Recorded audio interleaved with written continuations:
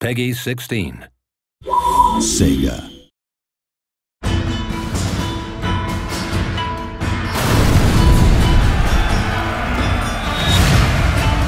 Set during the 19th century, The Fall of the Samurai offers a largely different gaming experience to the original Total War Shogun 2. It's full of explosives, pyrotechnics, it's got lots of fun new units like torpedo ships and Gatling guns. Ships explode left and right, get armor-penetrating shells. We have this huge clash between the modern and the traditional. Effectively, this is a war for the soul of Japan in the modern world. Torpedoes in the water, sir! In The Fall of the Samurai, the campaign map has been extended both further north to Hokkaido and to new island provinces in the south.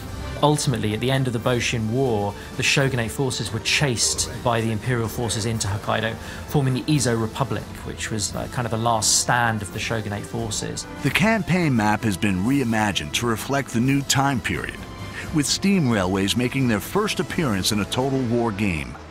Developing a rail network allows swift movement of troops and agents. You know, if you've got a Gatling gun factory, say, in one province at the end of the railway line, you know, within a turn, you can get him right where he's needed at the front line. But be wary of enemies sabotaging or blockading your stations. My favourite agent, really, I think, is the foreign veteran agent. So that's kind of an American or British or French foreign veteran that you bring in to improve the recruitment of your troops, kind of drill your troops, train them more effectively.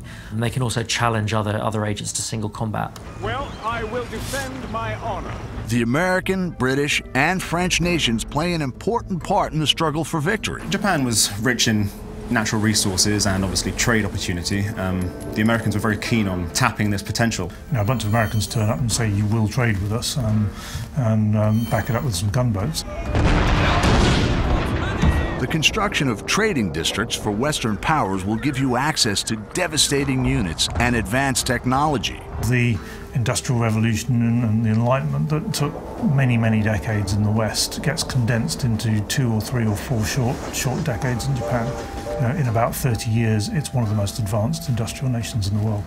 Instead of having to rely on expert swordsmen and people who you have very few of, you can train anybody to fire a Gatling gun. But the cost of modernization is great. You know, modernization means mechanized factories. It means the breakdown of traditional social values and social connections. Industrial development can breed discontent in the people and reduces the effectiveness of traditional weapons and units, such as samurai. A lot of people became more and more angry with what they saw as increasing foreign domination. If modernization, unhappiness becomes too much of a big issue, a region can suffer a samurai rebellion, which was something that actually happened in the 1870s, where a bunch of disgruntled samurai decided that all this westernization was no good and rose up against their masters, which I thought was quite nice. The dynamic clash between the old traditions and the new industrial world is at the heart of the Fall of the Samurai. Like all Total War games, there's no wrong path to victory. Make your own choices, build your legacy, triumph, and dominate Japan.